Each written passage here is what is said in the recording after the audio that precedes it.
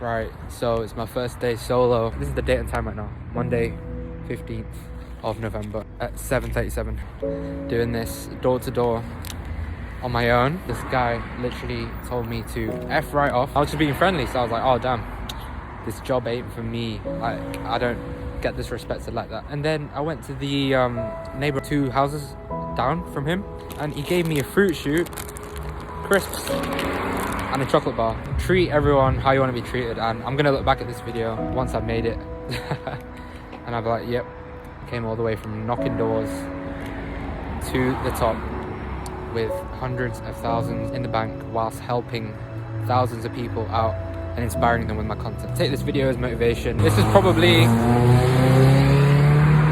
one of the lowest points I'm at in life in terms of just financially, spiritually, and just my journey, because like, I'm supposedly meant to be more successful than I am at the moment. We all got to start somewhere. Life is all about cycles and there's bumps in the road. I'm currently going through that bump. I'm at the bottom of the wheel, but I'm gonna make my way back up to the top and exceed. I hope you take this message with love, inspiration. Take care, stay hydrated, stay motivated, and stay blessed.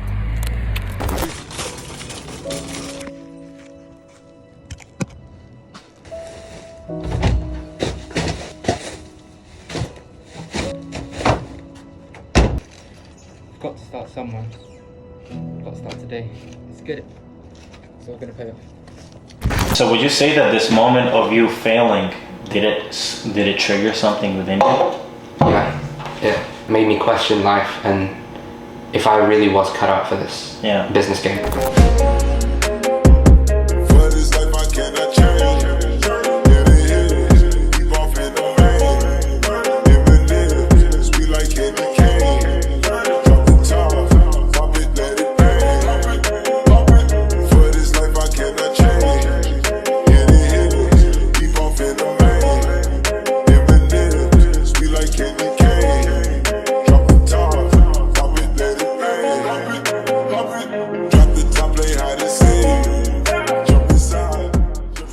So I think a lot of people are excited to see this interview because, you know, a lot of people probably are waiting for it, right?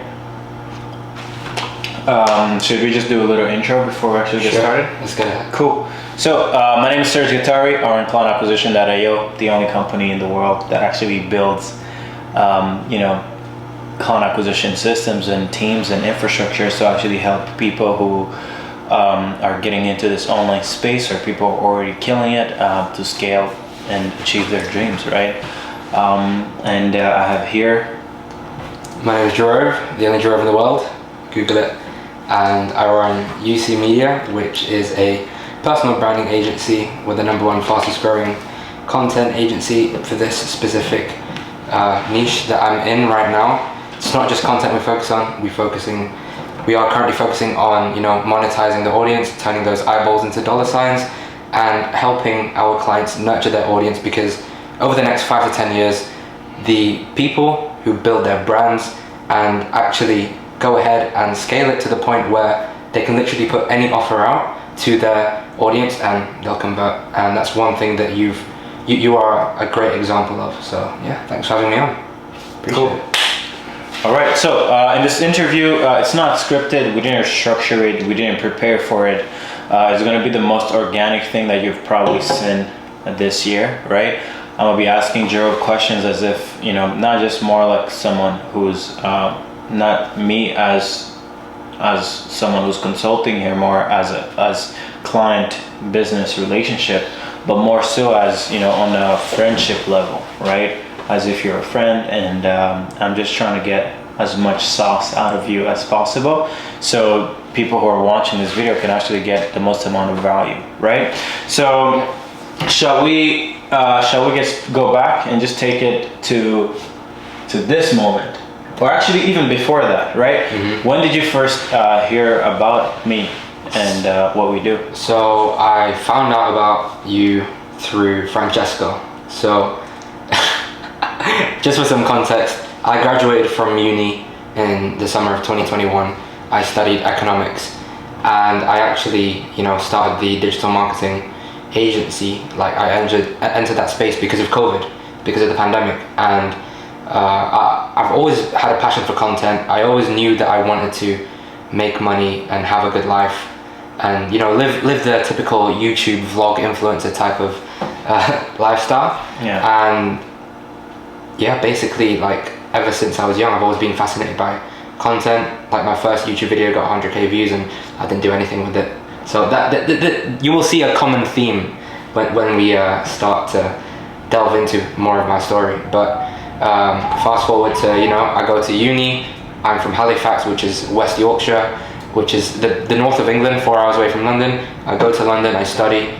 First time ever going to clubs and, getting waved and just being exposed to that life. And like, it was beautiful, it was amazing. And the thing is, I've never worked in my life. I actually, after the first semester, you call it here, semester, I actually ran out of student finance money, which is what the government gives you, right? And I remember I have screenshots on my phone of me like not having enough money to pay rent at the student accommodation, and I had a few close friends at the time, and like I cried, bro. Like, I was like, damn, this feeling is insane. I didn't tell my parents. Well, I ended up having to tell them my situation, but I tried to figure out on my own. And my friend actually recommended me to start working at this VIP hospitality agency in London, where I work at VIP luxury events.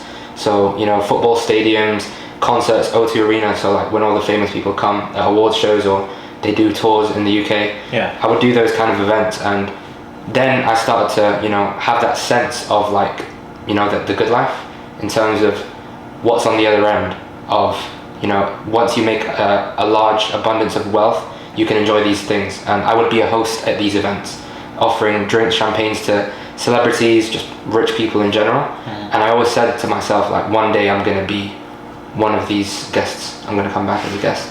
And it's super inspiring. I've literally met celebrities. But then fast forward to the second year of uni, that's when everything was beautiful, it was great. And then the pandemic hit. Now this is where we fast forward to the start of the entrepreneurial online money-making journey. So in 2020, I was doing well with my economics degree. I had mentors from Barclays, JP Morgan, EY, and I was literally about to go into investment banking.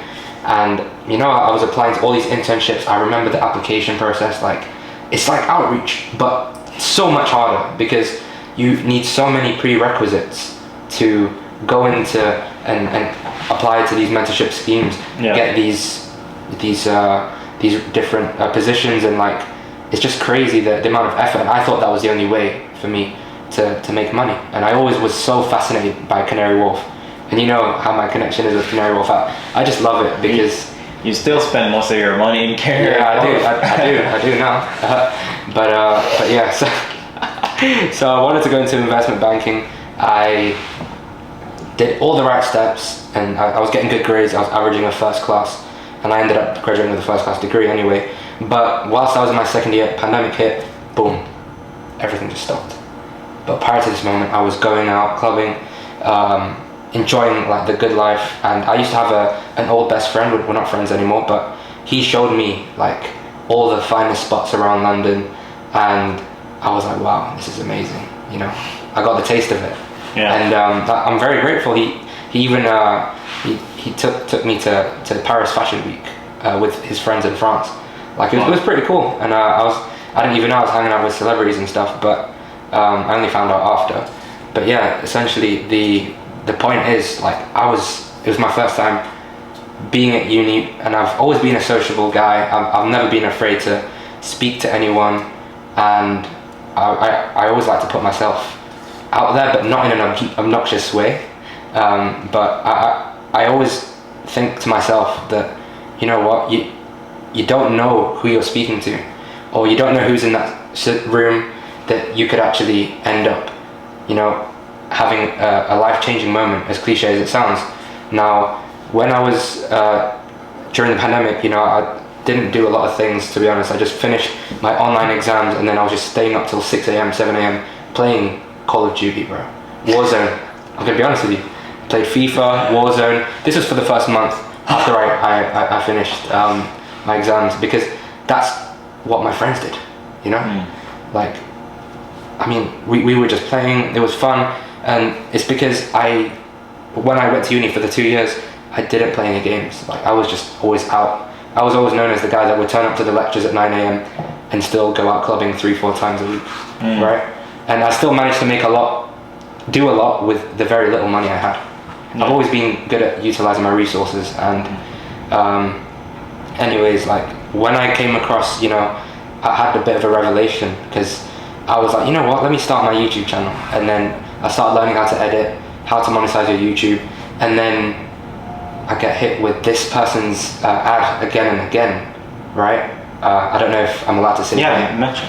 Alright, so Iman Gaji got hit with his 17-year-old high school dropout ad multiple times. I was like, nah, forget this guy, like, he's just one of these scammers. I kept skipping. On the 20th time, after seeing his ads for a straight 2 to 4 weeks, I decided to watch the video, and I was like, oh, this is the life I want to live. Like, he showed the flashy lifestyle. He showed that he managed to do it so easily whilst dropping out of high school as well. So I was like, oh, this guy's the same age as me. He's actually he's 2 weeks younger than me. So I was like, wow, that's crazy. I checked out his content. I started learning about SMMA, and I was like, damn, this is actually something I could do. I wanted to join his program. I couldn't afford it. I joined Arslan's program. At the time, it was £15 for his ebook, SMMA ebook, and that's where I met a lot of people. So, you know, like I mentioned, Francesco is how I found out about you. He was in that group. He was struggling a lot, and yeah, like a funny thing is, I actually, I'm probably gonna cut this out, but I got access to a pirated version of Agency Incubator, right? From who? From some DM, you know, them Indian dons that DM you on Instagram. Yeah. I got access to it. I was like, no way, this is real. And then I got it. I was like, oh shit. Yeah. And then Francesco was like, does anyone have this? I said, yeah, sure. And then I actually sold it for like £200. Yo, sorry, Francesco. I told him about this. I was hustling. Francesco, you had to pay for that. You had to pay. Free. You didn't even pay for charging him. So it's good. Yeah. Because if you gave it to him for free, he wouldn't have paid attention to it. Yeah, exactly. And I paid like $50 for it. Yeah. So still a lot of money for me, bro. At that time, a lot of money. But I 4x'd my initial investment. Yeah. And then yeah. So I actually did mentorship with Arslan. He's a cool guy, but it was mainly consulting, and it wasn't like actual implementation. I'm not saying it was a bad experience. He's great, and it was good. But he was already on a level that was already like out of touch for me. So I didn't see much results working with him, and it was 1K. I had to borrow £500 from my mum, and I signed my first client. I borrowed it from my mum and dad, but then I signed my client in actually the November 2020 was my first client. Nice. So what was the offer? Did you sell Facebook ads? Nice. So what happened in that client? Yeah. So that client churned because I couldn't get them results. But I was with them for 3 months. For 3 months? They stayed? They stayed. How much were they spending a month? Ad spend was like 1,500. Retainer was 1,200. How much did you get them ROI wise? We don't talk about that. We don't want to talk about that. I'm sorry.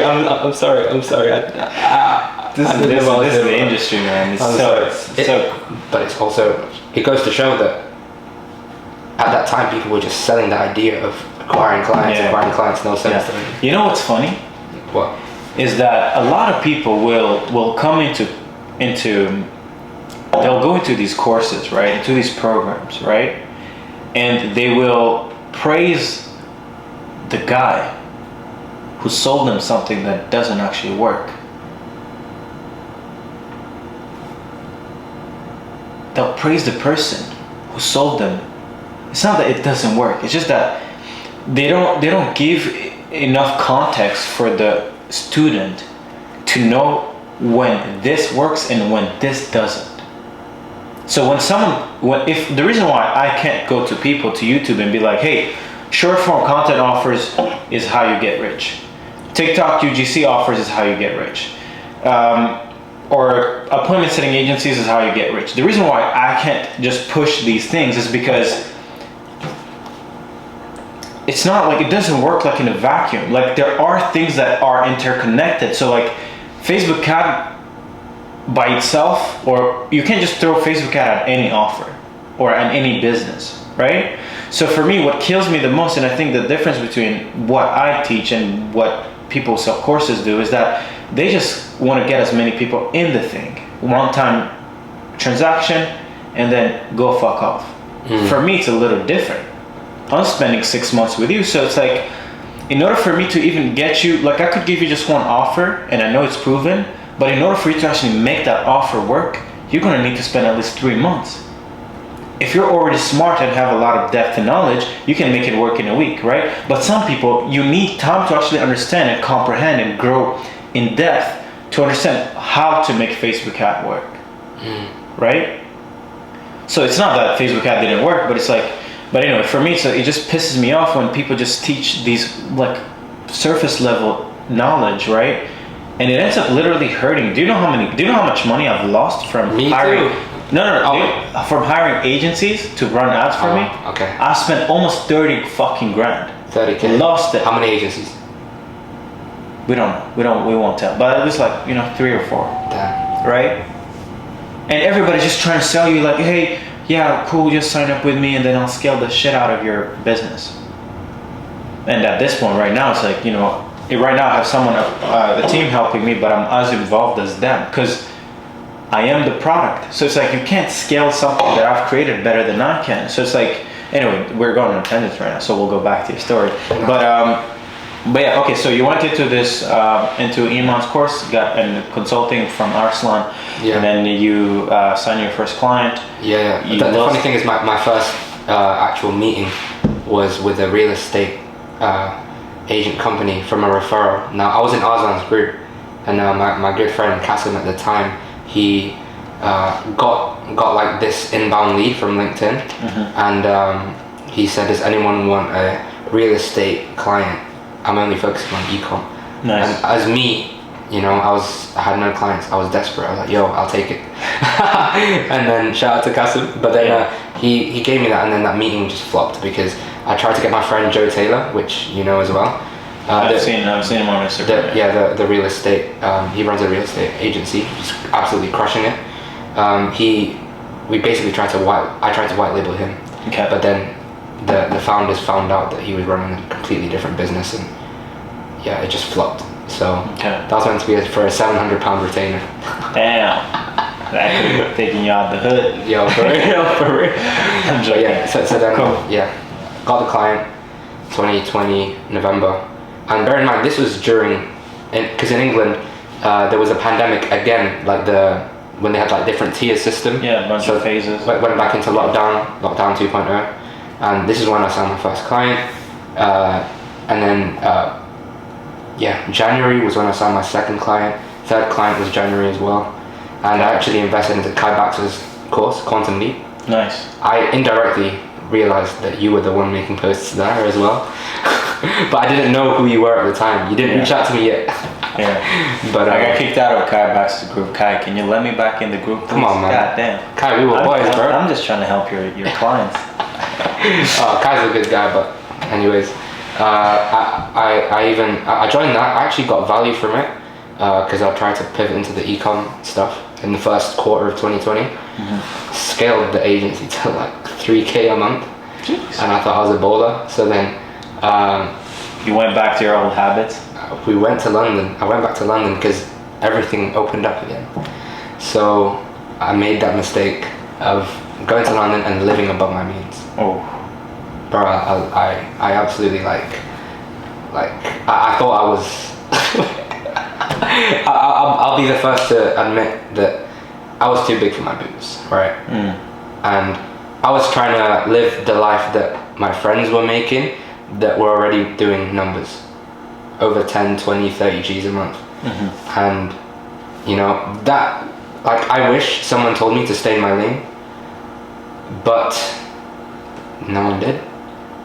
I'm not holding them responsibility. Yeah. The only responsible person was me. Yeah. They're not my parents to tell me any better. So it was me, Kasim, that stayed in like this penthouse for 2 weeks, and Marcus came as well. And then Joe Hume was there. That's where I met them. And then there was Elliot Rain. There was Marcus. That's when Marcus came through. But I actually met him earlier when I completely skipped a segment. I had my own office for the first quarter in Halifax. I'll throw up a picture here. I was so happy to have that office. It was literally a little box. How much were you making when you got that office? 3K a month. How much are you paying on that office? $350. Okay. Which is insane for the good. price, like really bad. As in, what I'm paying now for my WeWork membership is a lot less than what I paid for that first office. Why did you get an office? Because I couldn't really focus at home. You know, my parents both nurses. They obviously, like, I have to look after my family and my little brother and just like cook, household chores. Yeah. You know, like, I'm happy to do that, but like I had to be in the trenches, and that's why I got the office, and that's where I did see like growth. I did bring on clients. I even joined Ibax's Centurion agency, Really? which was the high level thing where he says he'll only take on people making 10K and above, but he made an exception for me. Yeah. My G.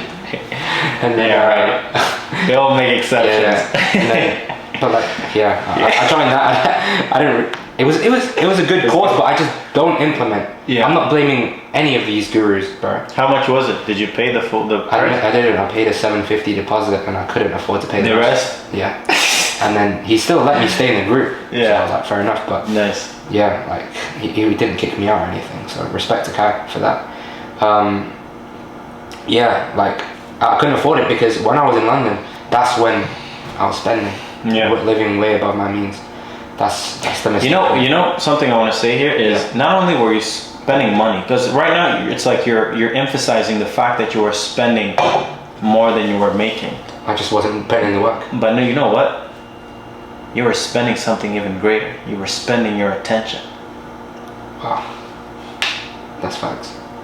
Because you probably weren't focused. You probably weren't working. No. I wasn't focused. Because the thing is, it's not, people are more worried about spending money, but they're not actually worried about spending attention. Right? For me, I gave my attention so hard. Like, I'll spend $1 million before I can spend my time and my attention. Right?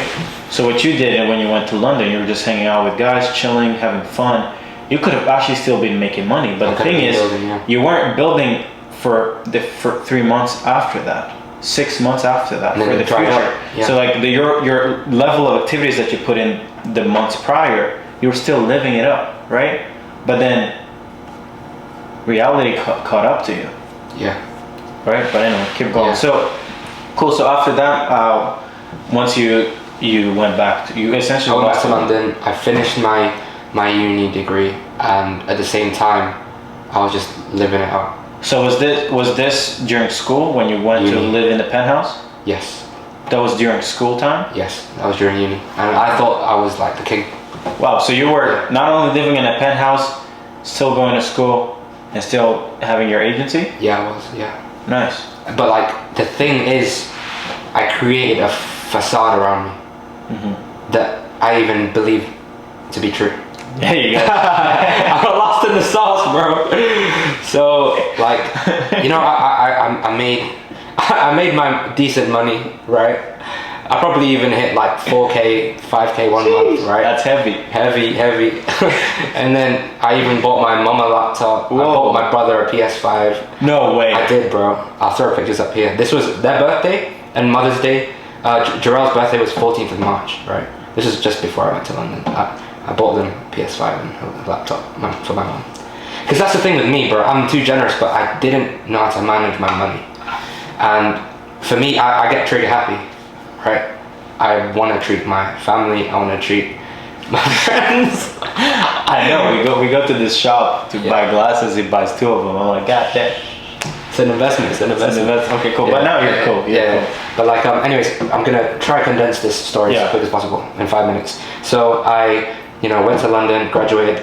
We were throwing house parties and stuff like that, and obviously like having a nice apartment, bringing around people, friends, women, girls, like I thought I was so cool. Yeah. And like when people would see my Instagram, they'd be saying, "Oh, Jerome, you made it." Yeah. So like I did. If I stayed consistent, I would have seen exponential growth. But I'm so glad that everything flopped. I'm gonna be honest. Like this is my first time saying it to anyone. I'm gonna drop my ego on this interview, and yeah, I lost it all. The clients dried up, not getting results, dropped off, and then I was running on my last fumes of student finance. So then I had to even rely on fucking student finance again, bro. And this is 2021, right? Yeah. So then I just had to leave London. I went back to Halifax and tried to fix my life.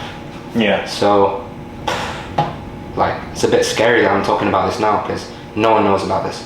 Not even you. I've not told you this. I've not told my family about this. And I'm happy to say it now because if I want to excel to the next level right now, I need to be vulnerable. I need to, like you said before this, just talk about it. And anyways, so when I left London, I actually had a conversation because I was staying in the apartment with Josh. Like me and him were renting it, and then Kasim would stay with us as well. And they just had a chat with me like, Jerome, you need to leave London because it's going to get even worse. So they actually did said it straight with me, like, yo, you need to go back, figure things out. So yeah, they did it in a harsh but firm way to look out for me. So then I left. Yeah. So I went home. I didn't know what I was doing. I was trying to make things work. I was even looking at crypto, but we don't talk about that. And then I basically started looking for jobs, bro. I started looking for jobs. Yeah. Because I graduated, I tried to make this agency thing work. I would bring on maybe 1 or 2 clients, but like for the smallest amount of money, just to get me by. Yeah. So yeah, I basically went home to Halifax, but then when I came back to London, it's because I got into a relationship, and I'm very grateful for the relationship I had. Like she helped me like stay in London, which I really appreciate Jess for doing that. Yeah. Shout out to Jess. And if it wasn't for that, I wouldn't have at least had some sort of chance to go ahead and like still be in London, but like get access to, let's say, going to a co-working space for free. Yeah. And like putting in the work. And I did sign a few like as clients here and there, but it wasn't really sustainable because I just wasn't into ads. So I left London again because the money ran low, and I was like, yo, I need to actually find a job, bro. Like that's how bad it got. So this is Q4 of 2021. I went home to Halifax and I actually ended up doing door-to-door, bro. Like I did door-to-door, and it was in Leeds. I had to go to Leeds, which is a nearby city. It was 40 minutes away, and it's one of the most depressing times of my life. Like, I'm not saying I'm depressed. I'm not saying I was depressed. I felt depressed. And it's because I would see all my friends out in Dubai and London that I was just hanging out with earlier this year. Yeah. Do you know how like bad it felt? Yeah. It's crazy. And people know that I just stopped posting on social media, and people are like, yo, where has he gone? He fell off the face of the earth. Yeah. And I just didn't post. I didn't really. Were you consistently posting? I was consistently posting prior 10 to times a day. Let's say when you were winning, do you think you were? Because right now you don't really post much. Yeah. Were you posting? Were you not like this when you even before this let's say Q4 or 2021, let's say 2020, were you more consistent with posting on socials? Yeah, like that's how I built my following, and also a lot of the people that loved watching my stories and asked me like, oh, where are the cool spots to go clubbing in London? Cool. Where are the cool spots to eat? So would you say that this moment of you failing, did it trigger something within you? Yeah, it really like made me question life and if I really was cut out for this business game. So yeah, it was really tough, man. And I did door to door. I would knock on doors, get doors slammed in front of my face. I was selling BT Wi-Fi, and I only did it for like a month. Yeah. Because I was going insane. I was going nuts, bro. It was so cold in the UK, and I would knock on doors and like it would get dark at 4 p.m. Like, what the hell, man? What am I doing? I went from actually making decent money to now having to do this. Yeah. No disrespect to door-to-door salesmen. I know you guys, you did it, and it actually builds character, because I know that some of the best sales guys out there in the world start with door-to-door, and door-to-door people still make a lot of money if you do it right. So no disrespect to that industry, it just wasn't for me. So then I actually went back to London, and I started. Remember I told you that VIP luxury event agency? I rejoined it, and I would bartend for December. Cool. So after my that was my 22nd birthday, bro. Wow, I just realised it's less than a year ago. Yeah, 22nd birthday, I went back to London. Straight away, the day after my birthday, I remember this, I told my parents, like, oh, I actually have to go back. Because there was a load of shifts available, because Christmas, busy season, everyone drinking. I went back immediately, and I couldn't even see my parents because they were at work. So I didn't even get to say bye to them after my birthday, which was a bit crazy, but I had to make the money. That's how desperate I was to not do door to door anymore. So I went back, I did that again from December till January, right? Like the beginning of January, when, because we're getting to this picture now. So I was in London, and I actually signed up to this place to actually start working in a corporate job. So I was getting interviewed, and I had jobs lined up. I was gonna take him, but then something inside me was like, no, don't do it, George. Even though it's like pretty decent money, like a graduate job. But I was like, no, I'm not gonna sell my soul for 30k a year, GBPs. So I was like, nah. So I graduated, and when I reunited with everyone still thought that, I was doing well. But on the inside, in my bank account, I was not doing well. So, I always had that front that I was the guy, like, I was, and anyways, like, I still had that front. So I graduated, and then boom, I saw that Marcus was coming to London, and man, I forgot to mention that I found out about you whilst I was in Halifax. Okay. So let me just rewind. Whilst I was doing door to door, I found out about Serge in October, which was literally last year. I saw that Francesco posted you on his story. I saw these shark emojis and shark. I was like, yo, let me check this out. And then I saw Serge, and he had less than 1,000 followers at the time, and you were just posting like so many wins and like all this money that you were making. I was like, so he's not the typical white guy, he's actually a black guy. Yeah. So it's the first that got my attention. He was, just putting out so much content and a bunch of Loom videos on your page. I was like, okay, let me watch these. I was like, okay, this is fire.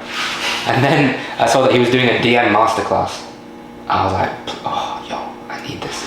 Yeah. So then I joined, and that's how I found out about you. And maybe there's some notes on my laptop somewhere, but notes. I took notes. Did I implement? That's a different story. That's see, there's a recurring theme. Yeah. I get access to all these informations, all these amazing people. Didn't implement. Cool. So fast forward January, I saw Marcus was doing a mastermind with you.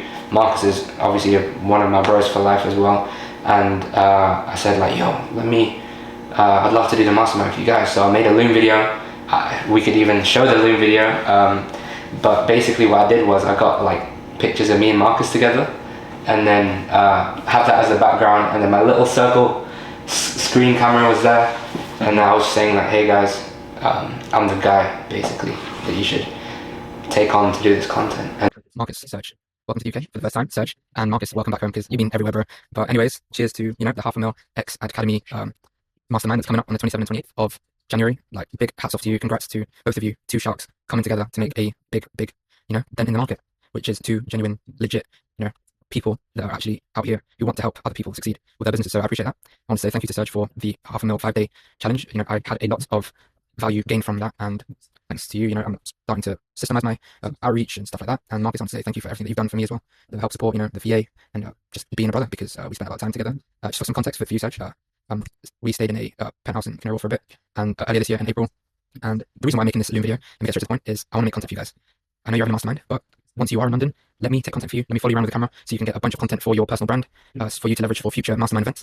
So what I propose is let us take care of the content for your events, for your time here in London, because as you know, content is king, and I want to be able to help you guys, you know, convey that value. Let's talk. I would love to discuss what we could do, discuss logistics. I would love to show you guys what I could do, and I would love this opportunity. So especially for you, Marcus, I would love to help you guys out. And since we've developed a good friendship over the year, it was only right that I offer this help, because you've helped me a lot as well, bro. So I appreciate that.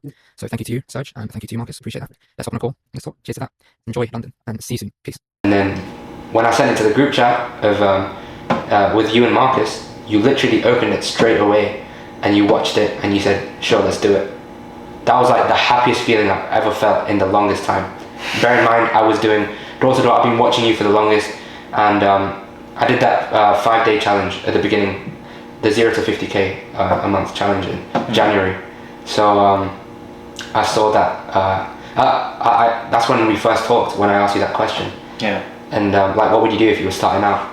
And like, I was even scared and honored at the same time to speak with you. Then this year, like, that's crazy. This is before that.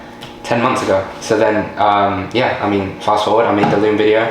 You said, "Sure, let's do it." And I was so shocked and surprised that you got back to me straight away, because I assumed that you had a ton of people trying to pitch you, which you do. And what actually made you want to reply to that? I've never. So I have this. What I'm about to say will answer to your question, right? A lot of people think that just because you're you know, because you know there's this facade that successful people don't see your DMs, right? But the truth is, what else do we have to do all day long besides check our DMs, right? It's not like I have to sell people all day. It's not like I have to do outreach. It's not like I have to onboard clients every single day. It's not like I have to do all these things. So what do I have to do all day long? I mean, I can't just learn all day long. I can't just train my team all day long. I can't just hire all day long. So most of the time, guys, like if you have this person that you look up to, and you're like, "Oh no, I won't DM them because they won't see the message." Yeah, cap. They all see it. Right? They're just choosing not to respond, right? Mm-hmm. Yeah. So for me, I see all the DMs that you guys send, right? Some of you guys I don't answer because you guys be sending me some dumb shit. But if it's genuine and you literally come from a point of view of like, hey, you either want to provide value or you have a genuine good question, I don't mind letting you in the DMs and then, you know, sending you a little voice note, right? So that's a little thing. Okay, but anyway, so you found out about me, you proposed to help us shoot content for the mastermind. Yeah. And then I came to London, right? Came to London. I actually met you first, like before Marcus was there. So we actually hung out. Remember, we did the house tour. Okay. You met me in the place I was staying at in London, and then we did in Fulham. And then I thought you were cool G. So I came to London, did the mastermind, was crazy. Literally did not sleep for the last 3 days there. I was so sick that when I was flying back, although I was flying first class, I was taking like 2 Advils every 2 hours. Because I would literally, check this out. We went to Rain on Thursday. Mm-hmm. Friday morning, we still had to sell some of the tickets for the mastermind, right? I think the mastermind was supposed to be 2 days, but we ended up doing a 1-day event, right? Yeah.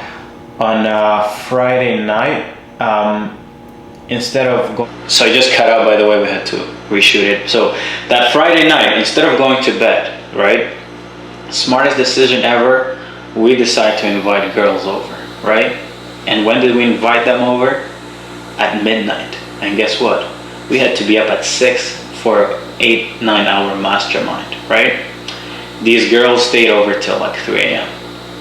So went from sleeping at 5 a.m. the day before on Thursday, so essentially Friday morning, till like we came back home like it was like 6 in the morning. Midnight that same night, we don't decide to go to bed. We decide to invite girls over because, you know, YOLO, you only live once. You and Marcus did. I wasn't there. Yeah, damn. Oh yeah. Yeah, you weren't there. I wasn't there. Yeah, you weren't there. And then yeah, so we wake up at 6 in the morning. I drank a shot of espresso because or else I hated life that morning, right? I was like, why did I decide not to go to sleep, right? And then we went to the mastermind, right? Best thing ever, right? How did you find it? Oh yeah, it was crazy. It was crazy good. So I was obviously doing the content, but just being there, the vibes, the energy, the amount of value that people got was really inspiring to see what you've been able to build. You're actually seeing the people, not in front of a Zoom screen. How did that feel for you? I mean, it's different. I mean, like, you know, I live in Montreal, Canada, man. Like, just going from Canada to going in London to host a mastermind is pretty insane, right? And I didn't actually go there to host a mastermind in the first place. I just had to go see my aunt in Ireland, but I was like, I need to make this a business expense. So I was like, well, let me host something in Europe and then use this as a business trip, right? So I ended up going to London, Manchester, stayed at Cormac's place. Shout out to Cormac. Shout out to Cormac. It's a G. But anyway, so we did the mastermind 9 straight hours, right? After that, I was like, okay, let me go pass out a little bit because I have to recover, right? I haven't recovered for like 48 hours straight. And then 10 p.m. hits. I didn't even get the time to sleep. Hey, let's go to Serge. I was like, oh my God. But then you gotta make the movie happen, so we went to Serge. You didn't get in, sorry about that. But yeah, it was a movie, and then I had to leave the next day, Sunday. So we went to Serge morning. My flight was at, I think Monday like 2 a.m. right? So I did not sleep. So we came back home at like 6-7 in the morning on Sunday, right? I tried sleeping during that day, but we were literally sick, so I couldn't really sleep, right? And then I couldn't go to bed because my flight was at night. So all that fatigue just hit me all at once, and I had to I was feeling so sick. I've never been that sick in my life, right? This is the first time with me hearing. I didn't know it was that bad. Yeah, it was bad, because just the fatigue hit me all at once, and I had to take like pills all throughout the journey of the flight, right? But anyway, so talking about that, so let's go straight into the story with this. Let's actually start getting where things got. Where did things start changing? When did things change? Yeah, so obviously when we did the mastermind, even when I first met you, I was like, yo, do you have anyone making these Hormozy style reels for you? Anyone taking care of your personal brand, your content? You said, nope, that's actually something I'm looking to do. So we actually started working on that basis. So we worked then, and then actually whilst I was doing that, I mean, this is the first time I'm letting anyone know in public. This is a big thing for me to say, but I was essentially, in exchange for free accommodation at this like hotel place thing, I was cleaning kitchens, right, in exchange for that. So I would wake up every day, 8:30 to 12:30 was my schedule to clean kitchens, take trash out and stuff like that, and then I'd spend the rest of my day working on the business and trying to make it work, right? And that was this year. That's insane. And I mean I can't believe I'm letting this out into the public. Like, it's a huge personal thing. If my parents see this, I mean, I'm sorry, I had to do it. Like, this is the first time they're gonna see it. I'm not gonna tell them if they want to watch the video. Hey, mom and dad. It turned out alright. Yeah, but the thing is, you have to understand is that I know we talked about this before we started recording, but you have to understand that the reason why people actually get to relate with people online, or the reason why people start looking up to other people, is because these people that you're looking up to, it has to be relatable, right? So the biggest mistake that you can do trying to build your own brand is to try to only have this facade as if you're a superhuman, right? Where you have it all figured out, as if you're better than someone else, or as if you never do anything wrong, right? So when we had this conversation, I was like, I'm not gonna have this interview just gonna keep shit away, Yeah. So you better give them everything that they need to know, because then if they see where you're coming from and to where you are and where you're going, then the transformation seems so much more important. And that's what I want to get out of everyone who's watching this, because if I talk about, hey man, I'm just making $100,000 a week, the everyday person who's going to see this is not going to relate. He's a dickhead. They're just going to think like out of context. Yeah, like it's just such a big number that for them it's like they can't add 1 and 1. They can't do the math, right? But for you, if they see the whole journey into where you're at, like it's there and then it's real, and it's like it's so close. It's like failure and success are so close, and they're intertwined. So it's like people can actually feel a little bit of hope, right? So anyway, let's go back. Let's give hope to the people. Yes, sir. So then, okay, cool. So I left London. You started helping me with the short form, but we also stopped working together, right? So what happened let's say before we had this summer trip where you ended up joining the program and all that stuff? What went on here? Because there is a little bit of space where you nothing was going on. So like what something changed, later in August, but like what between, let's say, March and August, what were you doing?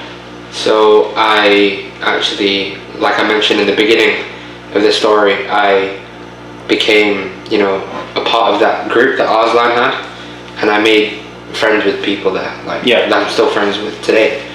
And one of them was Rich. Now he's one of your students, runs a very successful e-commerce agency, and I actually... By the way, I don't call my clients students.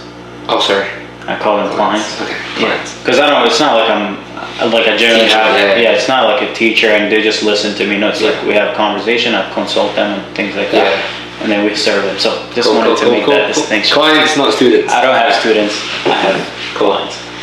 So we basically we've known each other since the beginning of my journey. Yeah. Right?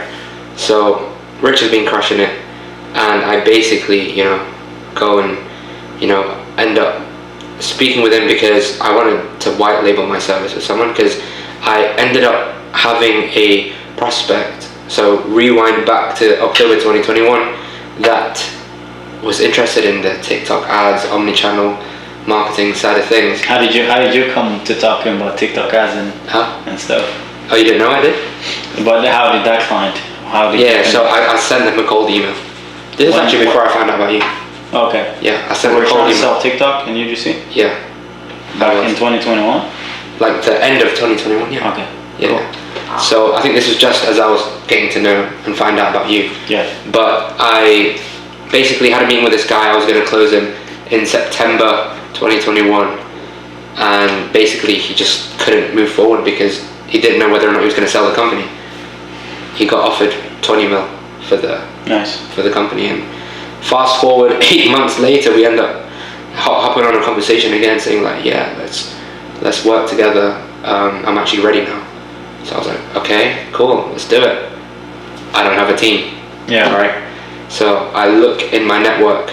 I'd be like, who can I white label with? I couldn't really white label anyone from you because I wasn't even part of the program, even though I was like in the general chat working with you and getting the free sauce. The sauce, yeah, man. I didn't even leverage it, bro. I should have sooner. But anyways, I went to Rich and I said, hey, I have this client, can we white label you? And he said, yeah. But then when we had a conversation in person, basically, we pretty much found out that my passion wasn't ads, because I was obviously doing it for the money side of things, and I have the skill of being able to be personable. If I'm in front of anyone, like, I'm confident. I'll speak to anyone. I talk a lot, as you can see from this interview, but I managed to, close him, but I didn't have a team. And then I went to Rich. I said, hey, here's the guy. We were in person, and then he was like, what do you actually want, Jarov? So I actually figured out, well, thanks to the realization with Rich, that I just wanted obviously to make really good money and be free, right? So he was like, all right, let's partner up. You take care of client acquisition side of things, close deals. He takes care of all the fulfillment. And that's it. And I was like, wow, this is actually huge. Being part of Rich's, being partnering with Archimedia, which is where I still am a partner of, and super successful agency. Yeah. I'm so grateful for Rich. If it wasn't for Rich, I would just because obviously you played a big part, but then when I started working with Rich, that's where he gave me a huge opportunity. Yeah. I'm forever grateful for Rich seeing the potential in me as well.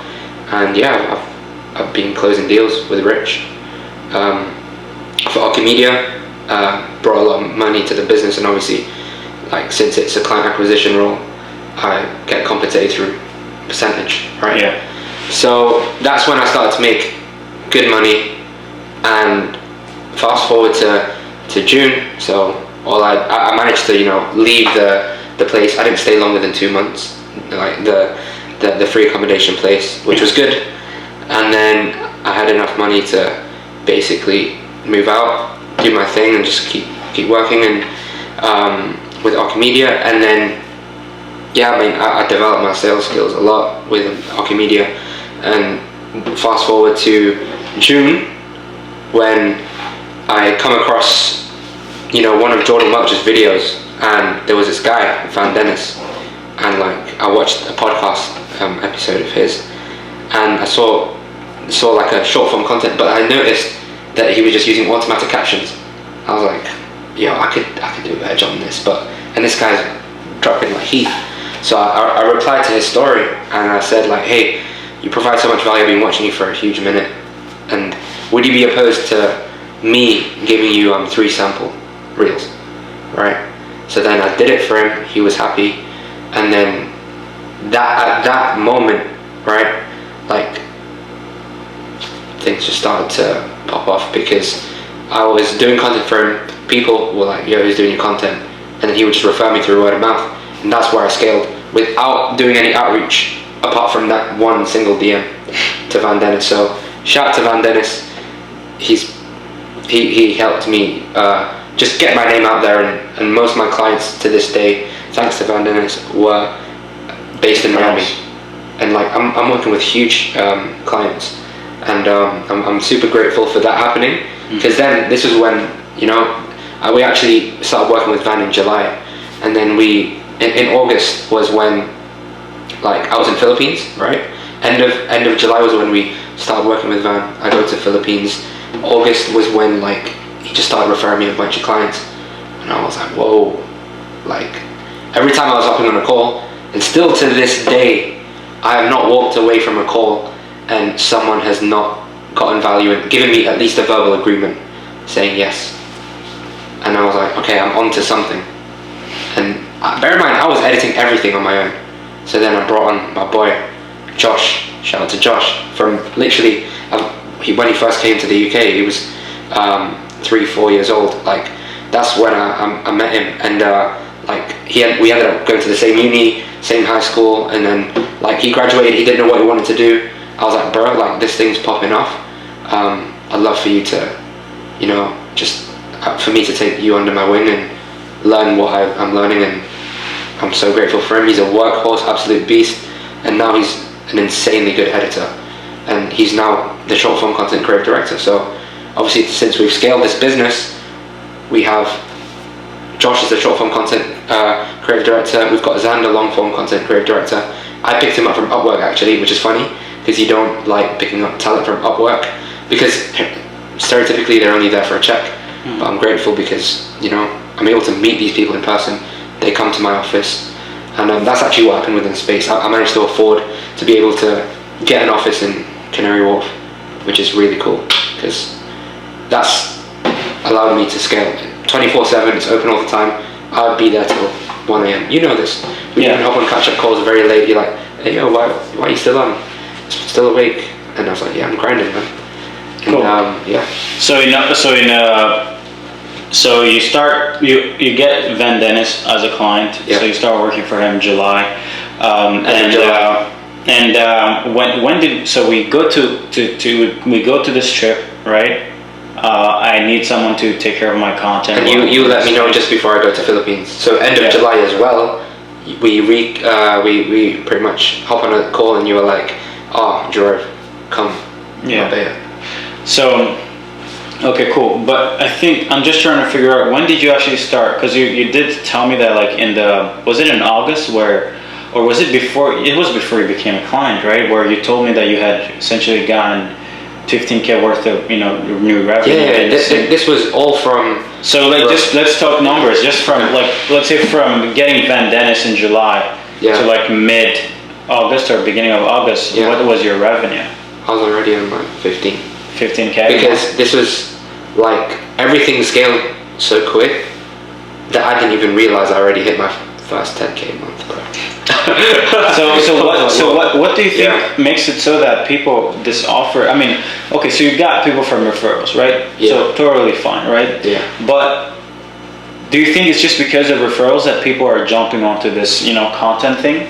No, it's because it is truly something that the market wants, and I didn't realize how wealthy people were. And what I mean by that is they could afford someone to edit and take care of their personal social media to grow and things like that. And my service has evolved from just starting off as a content agency to a full stack personal branding agency, to where we're charging a lot of money right now for what we provide to our clients. Not just content, we're actually helping them get an ROI, increase their revenue. Cool. Yeah. So, okay, cool. So we go to Spain.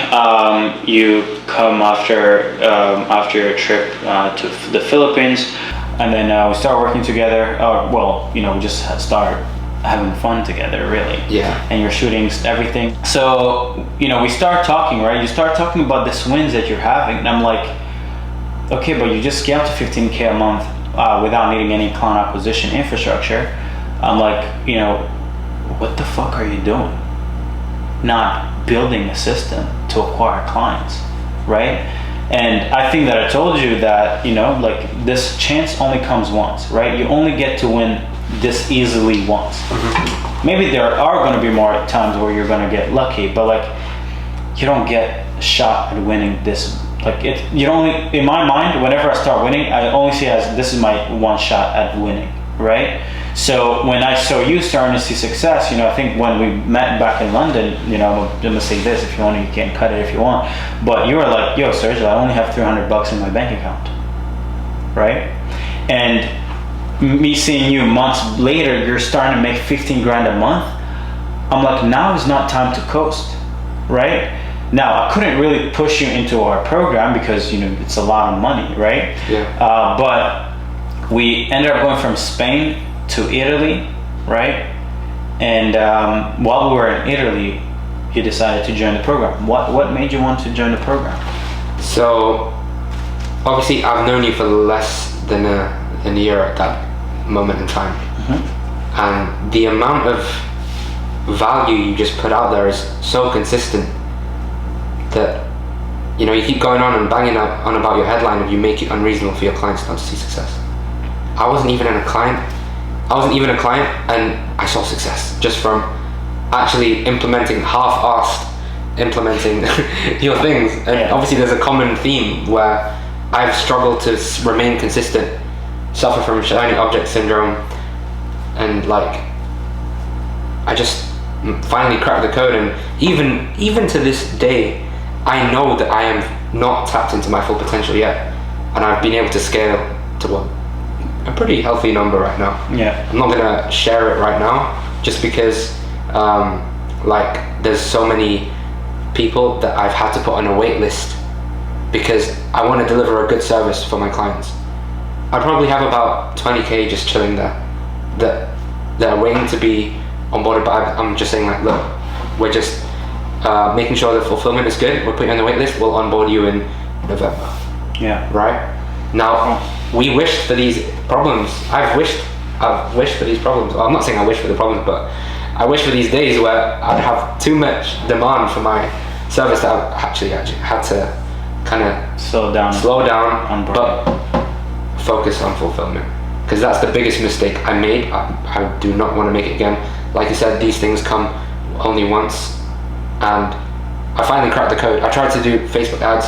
I was terrible, right? And then I managed to obviously start partnering up with Rich at Okimedia, and since he already had an amazing company, amazing results, I managed to play to my strengths, which was selling. Cool. I'm good when it comes to talking to people. So when it comes to back to your question, like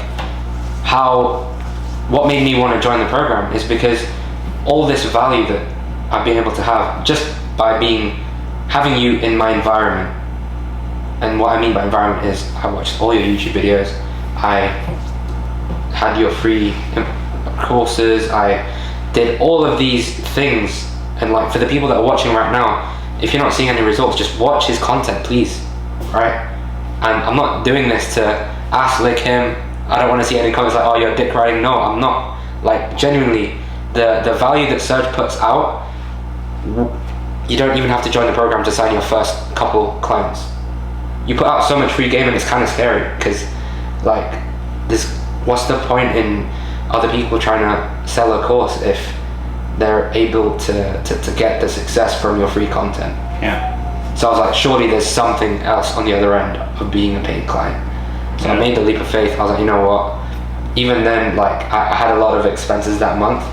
So we had to do the split pay thing. Yeah. And got you in for the low. Yeah. But I'm still paying full price. Paying full price. Yeah. But like, obviously the installment plan.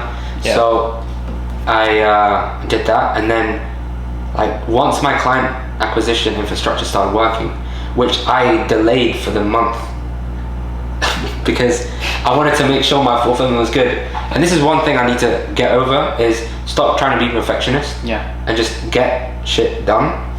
And that's what I'm trying to do now, which is why anyways, like when I ended up launching the client acquisition system with the DM outreach and stuff like that, from 25 looms sent, I had like 5 meetings and everyone said yes. How much revenue was were coming from those 5? Because you closed them technically. All of them. 27 grand in a single week. Yeah, like that was also, one of them was from Nate, helped him with his first client, and like shout out to Nate. You just closed another deal, right? 5K? Yeah, we closed another 5k deal, and Nate's super happy. Yeah, right. He's complete beginner. I know. Shout out to Nate. Top G. Thank you for sticking through and waiting for the right moment. For sure. So like, this thing about Nate. So Jirov, since he's in the program and he already has a more thorough understanding, what we've been doing is other clients who need consulting when it comes to the fulfillment and short form, Jirov is actually helping them within our program. So he's consulting people, helping them figure out everything, because I'm good at scaling a company, but I'm not God. You know what I mean? Like, I don't know everything about everything, and I don't want to know everything about everything. I just want to know a little bit about everything so I can put everything, piece together everything, right? That's a lot of everything. You know what I mean? So I could consult clients on the short form content offer, but I generally don't. I'd rather have you consult because you're in the trenches. I'm not in the trenches, right? Yeah. So this client Jirov jumped on a call with another client in the program, and they closed this 5k a month offer for this client. But anyway, going back to that week. You know what? I'm gonna give you a lesson right now. I know you're trying to perfect your fulfillment, but perfection only comes from having better talent. Better talent comes from you having a lot of money, right? So instead of trying to perfect fulfillment, Just in order to get clients better results, and then you can let people in, use that money from people, from your clients, hire better talent, fulfill better, keep the cycle going. Because right now, this is what you're gonna see. If you keep people on a wait list, people who are watching this video are gonna go hit up the people on that wait list. yeah. And they're gonna, they give them a better offer, they give them a better deal, they give them cheaper They're gonna price. lowball you, right? Right, they might lowball you, and the client might still be like, yeah, why would I have to wait? I don't want to wait before, one of the biggest thing about content for me, I don't even care about it being edited. I just want to release it. Because whoever puts out the most bangers at the craziest frequency is the one who gets the attention. It's not about the quality of content. Bro, how many of my YouTube videos are edited? Almost like They're all movies. one every 6 months is edited by you and the other agency that I just hired. We're still doing 6 figures a week. So who gives a fuck about it being edited? Nobody, the consumer does not care about the editing. They care about the value that is being communicated, right? So that's why I'm like, those clients you're putting on a wait list, they don't want to fucking wait. I wouldn't not want to wait. I don't care how good your service fulfillment is. I want shit done today. It's urgency. We might die today. Okay, this one about to be the biggest bang. Okay, so as soon as Serge said you might die, what happened? The camera died. And so that's what, urgency. we had to watch Kanye. I fell asleep. We had food. Like, this has been a madness. Yeah, so let's get it done.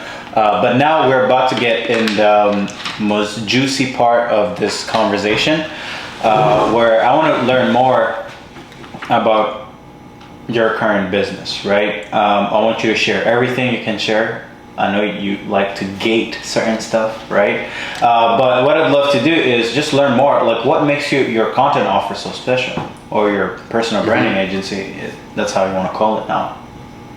It's because I've basically just been creative. I've not been like every other editing agency. I've not constrained myself as an editing agency, which is good. Because I remember having this conversation with you in, like at the beginning, where I was like, yo, what should I do? I'm kind of lost. And you were like, oh, push TikTok, TikTok offer, UGC, blah, blah, blah. But then you were like, but you got to have your own thing to it. Yeah. Like, be original.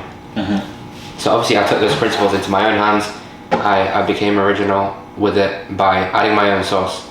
And this is one thing we talk about, like people in the industry, like I'm not trying to call out anyone's names, but a lot of people just lack the sauce, bro. Right? And obviously we have it, and you just got to be genuine. And one thing that's allowed me to scale has been, just myself as well. Like me connecting with the prospects on the call, and people just being able to connect with me. That is, I'm not trying to be arrogant, but like that's mainly one of the main reasons. But the second, just as important, as well as being actually building that rapport with the prospect, is the content offer in itself is in such high demand.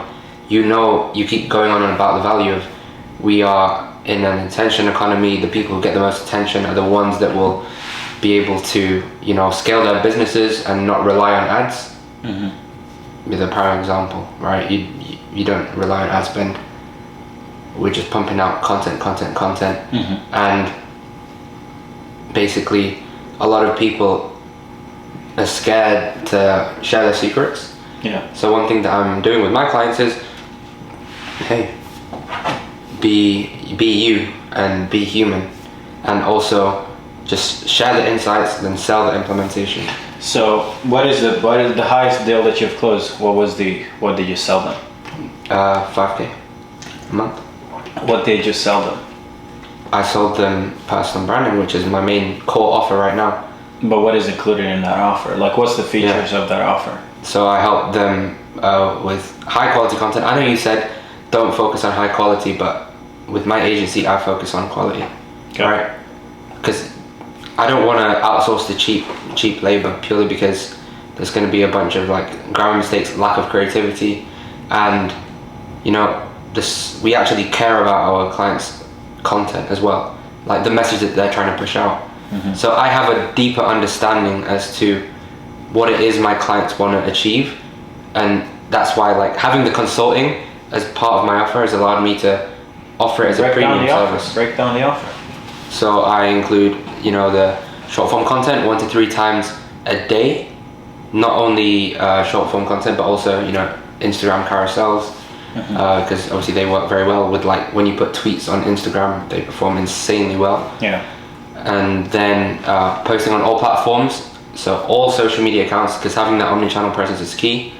That's one thing I've learned from you and working, you know, Archimedia as well, just having that full channel presence. And then I offer the weekly consulting sessions so that I hold my clients accountable. I've all the things that I'm implementing in my service, I've actually taken inspiration from you. You make it unreasonable for your clients not to see success with their businesses. I'm taking the same philosophy where we're putting out so much content, almost 100 pieces of content each month, that they're getting more exposure. Per client? Yeah, this is just for one client. Yeah. So also 1 to 2 YouTube videos a week is what we include, so that we're actually not doing 7 days of short form content each day. It's actually 6 days now, so that on the 7th day, all the attention is on that banger video. Okay. You know, because if there's too much noise all the time, then. So what is the consulting about? So I consult them on, you know, what they're currently doing. Like I take a look at what their current monthly recurring revenue is, what they're currently selling, and a lot of the time they're selling mentorships, programs, and I basically reverse engineer like how many units we'd need to sell to add an extra however much revenue their goal is, and then I basically give them the action steps as to how to get there. And with one thing that I've implemented now with my clients recently is I take an 80-20 split. They take 80, I take 20, to build out their community even more and actually help them own the audience and then nurture that audience by putting in, you know, revenue growth mechanisms. So essentially, what Europe has started doing is, you know, I'll try to explain this a little better because you're switching it up, but just to keep, because I want people here to understand and get a lot of value, right? So what Europe has done is his transition from just pushing content offers to also helping people monetize and own this traffic that they're getting from social media, right? The reason why short form is so popular right now is because it's the thing that the algorithm is pushing the most, right? So what you do is you go to these, you know, people who are selling these info products, or these, you know, you can also share other niches that you're working with. You're helping them distribute their, because the short form content offer is not actually a content offer, it's a distribution offer, right? I'm not paying for you to create content. I'm paying you to just distribute it in a manner where it gets seen by the most amount of people. So actually, people should stop thinking that this is a short form content offer and actually think of it as a distribution offer, right? Now, Jerv has not just focused on distribution, but he's also, you know, when we got on a call, I was like, you need to also help them turn that offer, that audience into money, right? This is where we started also talking about the potential of having us as white label, where we can come in and build appointment setting teams for some of your clients, right? But he's also now starting to focus on like, hey, now once we get you thousands and thousands of views every single day, how can we turn it into money, right? Maybe we group that audience onto a platform like Circle, right, or Discord, or etc., or a Facebook group, right? And then potentially have, you know, webinars or appointment setters, and then convert that organic audience into higher ticket sales or more sales for their mentorships, right? So this is what you guys have to understand. It's much deeper than just short form content offer. It goes deeper because you can bring more value by helping them convert that attention into money than just distributing their content and giving them attention, right? So now Jiro is actually now starting to get a percentage of profit because you're doing much more than just distribution. You're helping them set up their converting, you know, mechanisms and help them make more bank. Yeah, and that's all mainly because I've learned from you as well, you know? Yeah. Like, I'm not trying to, like lick your ass or anything like that, but I see what you're doing. I want to implement it for my clients, because look at the wins that you're getting for your clients. So like, I've learned so much just being, so I appreciate it, man. Yeah. And like, it allows me to deliver an amazing service, and then also help your clients deliver an amazing service. And then what my goal is, obviously I'm an in-house consultant now at clientacquisition.io, is I help the people that join the program who don't specifically have an offer that's winning for them, help them get their first 1 to 3 clients with my support. And whilst they are working with me closely, which, like for example Nate, he's gained so much knowledge just from hopping on the calls, that he's going to end up building out his own fulfillment operations. Yeah. And it's hard to just give you a plug and play. Like, you have to see what it's like, and the consulting and the knowledge and things like that, which is why it's not enough. It's not enough to just. It's not like just hiring a media buyer. No, right? it doesn't work like that. This content offer is way trickier, because you need insights, you need understanding, you need perspective around the niche, around the mechanism, around editors, around the structure of your editing team, around distribution, all this consulting, revenue versus consulting. Which is, to be honest, is like, being on our program is probably the perfect place to be, because I think the short form content side of things, you can get it fast. I don't even like to call it short form content, man. Exactly. I've noticed it, and it's good because you actually care about. So when I get also people saying that our program is a course, like, it just pisses me off, right? So I totally get it, right? But you get the insights you get from our program actually make this personal branding offer even more thorough, because look at our size of our audience. Look at the revenue we're doing. Some of your clients have 50, 70, 500k followers, and they're probably not doing the same amount of money that I'm even doing, right? I agree. So like, is that true? Yes, facts. and this is why, like, I'm glad that I can leverage you as a case study. You dig? No, but for real, like, the fact that you have such a small, tight-knit audience, right, and you're able to hit these numbers, it makes people go crazy. Right, it makes people every time I'm on a sales call. But that's why I close all the deals. The results that we're getting, right? And then so obviously we help to go viral every now and then. Like, obviously you do obviously the heavy lifting. It's not just us. It's not just content, but that's one of the biggest key drivers. You've seen YouTube, where you get so much traffic, right? Oh my god, The amount of calls, qualified people paying 10, 15k up front. I see it in person. He always shows me the stripe. It's not to seek validation, it's just because even you are at the stage where you cannot fathom how, like, this is happening. And you can watch a movie, you can, hop on a couple calls, and then you've done a 37k yesterday. Like, that's insane, and it's so inspiring for me. And I cannot wait to join your 7-figure leverage consultant program. We ain't gonna talk about it right now. But the reason for me why I like to share with you my wins is because I want you to get inspired and see a guy just beside you watching the same movie as you. I'm not any different from where you are, bro. But I just want to give you this hunger. I want to show you what real numbers are. Right. Facts. And I'm not even where I need to be, but I'm a bit ahead of you, where I can show you things that you would probably see and be like, because bro, I remember on Instagram, man, like the people I used to look up, they used to do like 100k a month, 100k a week, and I'd be like, oh my god, this is so insane, right? But now that I'm here, I'm like, all it took me is 25 months of work. Let's do 15 months of work next, Then I'm like, oh my god, the guys I was looking up to, they weren't even that big, right? They just knew how to grow an audience. One thing you've done is basically done it on steroids. Most people that I looked up to did it with ads, bro. Like, I don't know many people who did what we're doing without ads, right? But anyway, cool. So what are some of the niches that you think are killing it with this offer? Number one, wrap up. this is actually something that a lot of people won't really expect, but the fitness niche, right? There's so much money in fitness, and fitness niche? Fitness niche, because if you think about it, like, I can't remember which guru said it, but you need to think of the basic human desires, right? This, it's actually you that said it. It's like, it's like the relationships, wealth, health, and self-actualization. And self-actualization. Yeah. Those are your 4 niches right there. Reverse engineer it from that. You're good.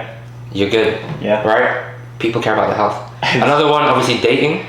Yeah. I've gotten to, I'm in talks with some people in the dating industry, and it's crazy. I've watched some of their videos when I was obviously younger. Yeah. But I've gotten a reply from one of them.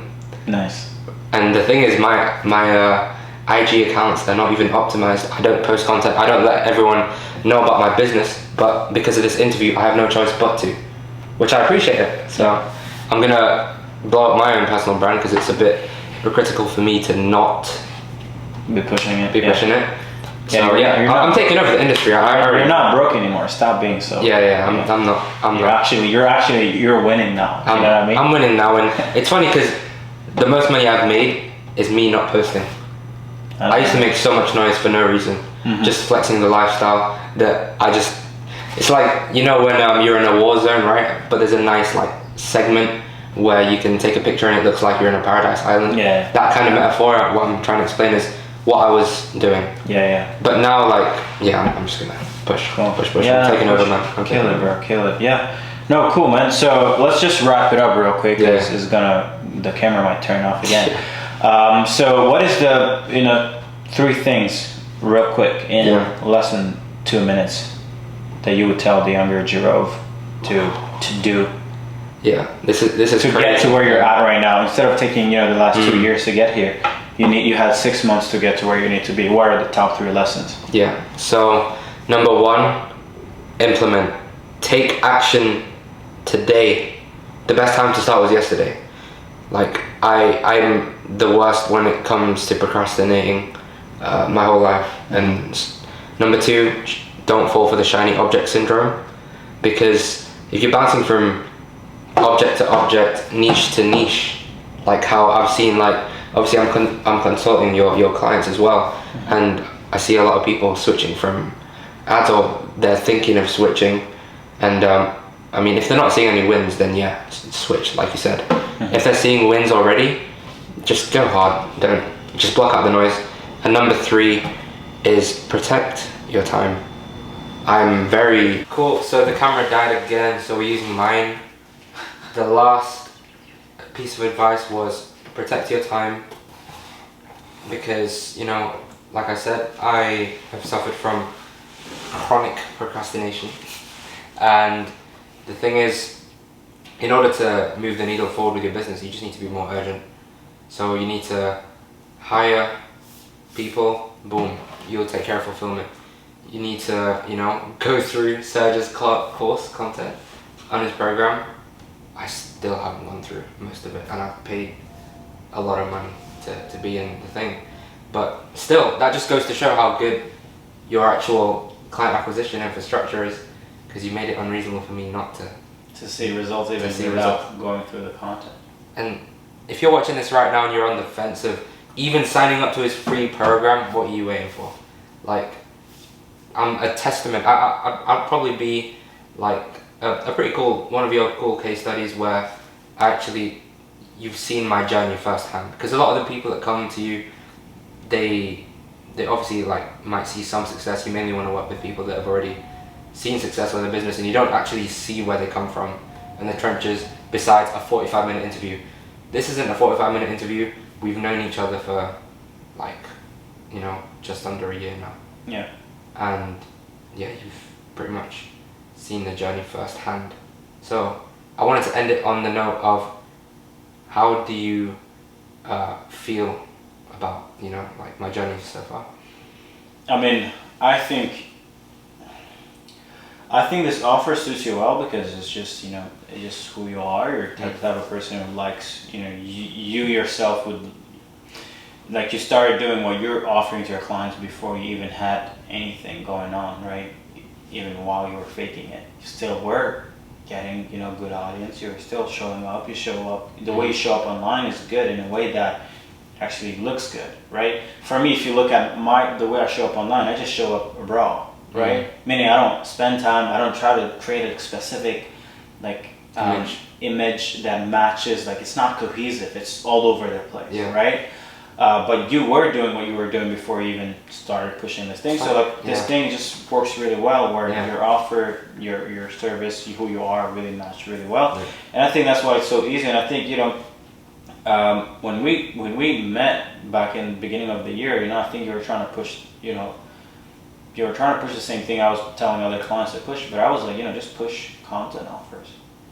Just push organic. You don't need to copy what everybody else is jumping. Just because someone else is winning with this thing does not mean you need to do the same thing as them, right?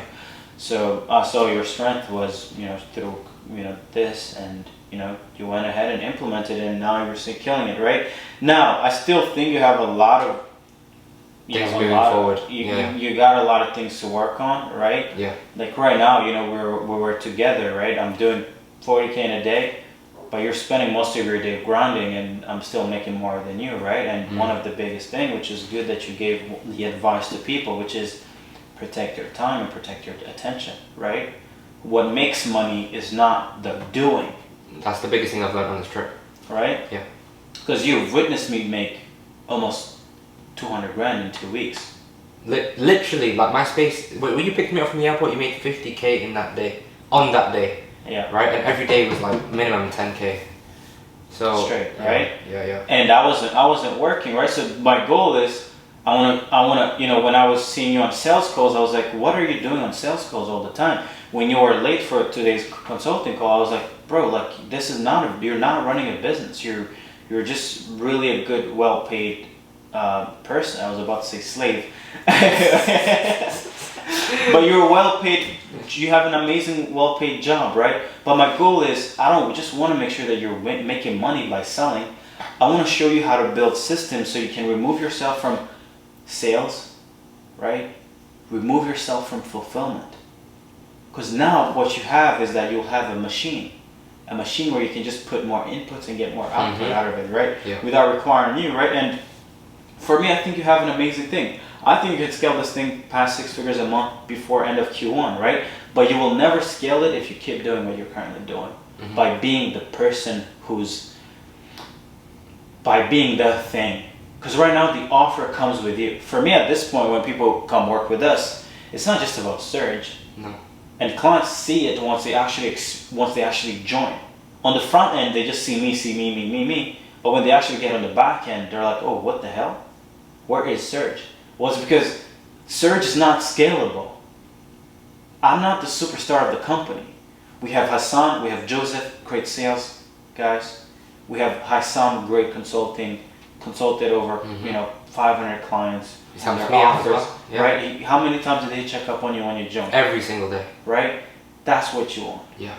How many times did Reg help you with your setters? With your so VAs, many times. Right? Yeah, huge help. Yeah. Belle with systems. Whenever I message her, she replies. Right? It's crazy. So it's like I'm not the company. No. The team makes up the company. Yeah. The team makes up this $5 million company, right? That's what I want you to get. Forget about Jirov. You're not, I know you're the only Jirov in the world, but being the only person in the world is not going to make you wealthy. Having a lot of Jirovs in the world is what's going to make you wealthy, right? Yeah. So figure out a way to duplicate yourself. Stop being so stuck. I see so many glorified people who make 100K a month. I know people who make 100 grand a month, and they think they're killing it, right? Yeah. But they're working like 80 hours a week, right? That's kind of like what I'm doing, right? To be honest. So it's like that's not really a business. That's just you might as well just go get a job, bro. Yeah. Because to make $1 million while working 80 hours a week is not really that much better than making 30K or 100K at a job. Because you're anyway, profit-wise at the end of the year, you're still going to be probably working more than the guy who's making 6 figures a year after tax, working 30, 40 hours a week, right? So it actually ends up being worse than having a job, right? So So that's the only thing I would do. Remove yourself from each thing. You know, we have the hiring systems. So actually go into the program and learn about it, right? Because the answers are there, man. The answers are there. You not using them is what's going to kill you. Yeah. You not having the courage and the discipline to go and seek that knowledge and then learn it and then implement it. You know, our team is not always going to be there. You know, you gotta become more resourceful with your own thing, and you actually know what you need to do and go in, take action on it, right? But anyway, but no, man, I think, you know, I'm fucking proud of you. I think you've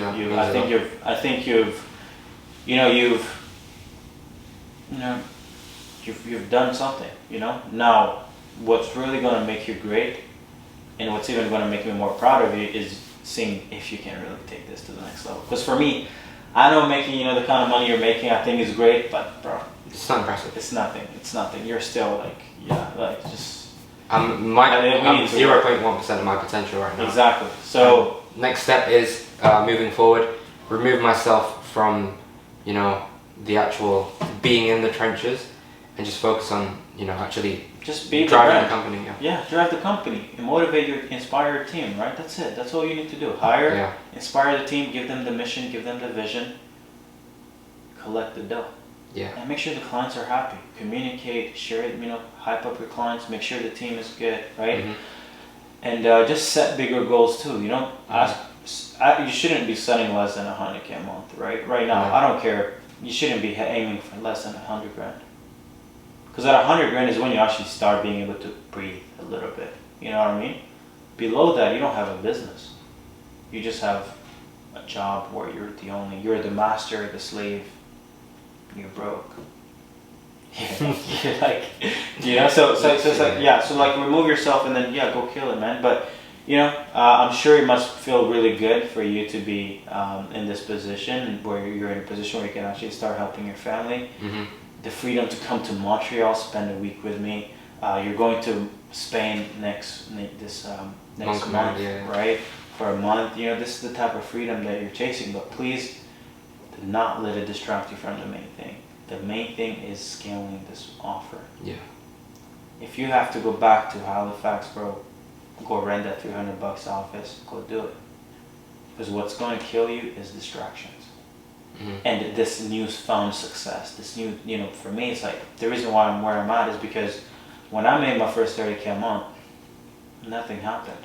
Yeah, that's one thing that I'm grateful for you, like, not just for all the help you've given me, but also this trip.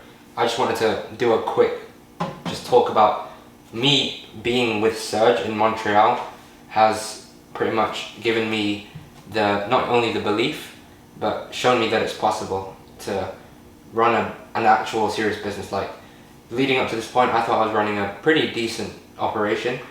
I'm glad that you've woken me up and shown me the potential of, if I build the right systems, I can do whatever I want. And Serge is the best inspiration in terms of delayed gratification.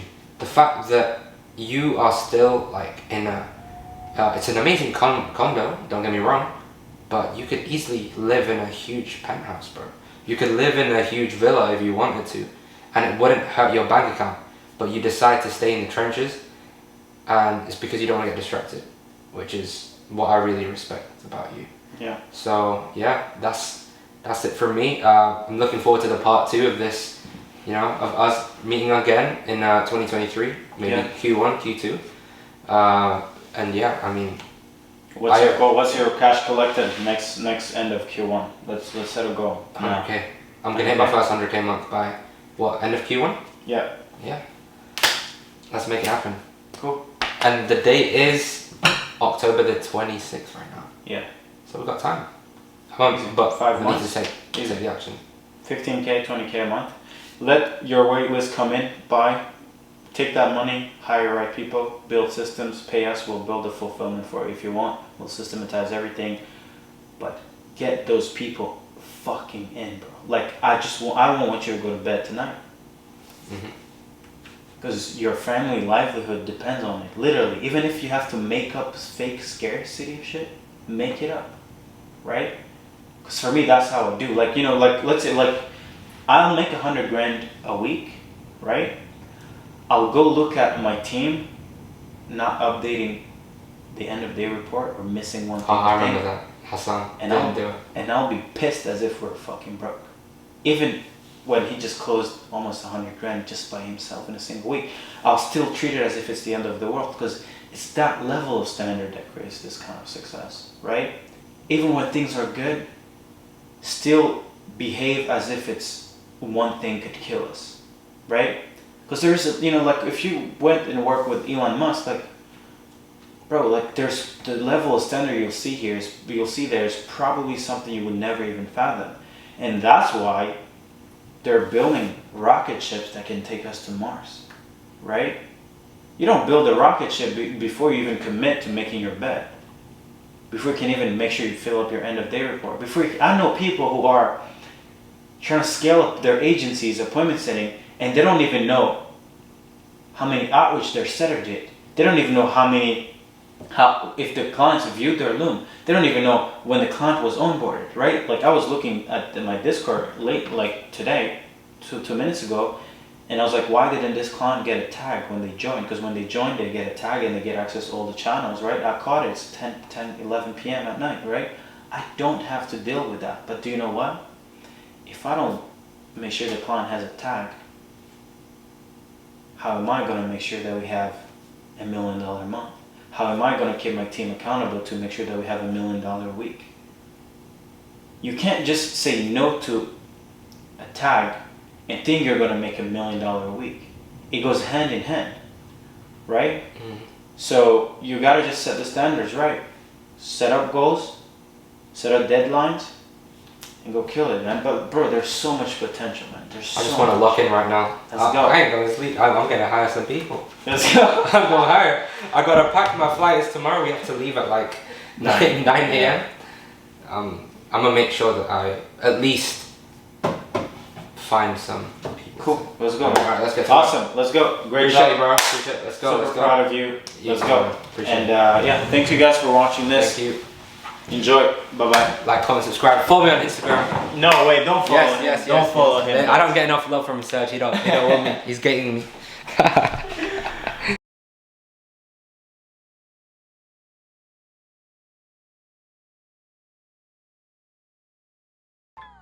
Hey, thank you for watching my video. One thing that I want to ask you is please like, comment, subscribe, and share it with the people in your circle, people who can find this content helpful.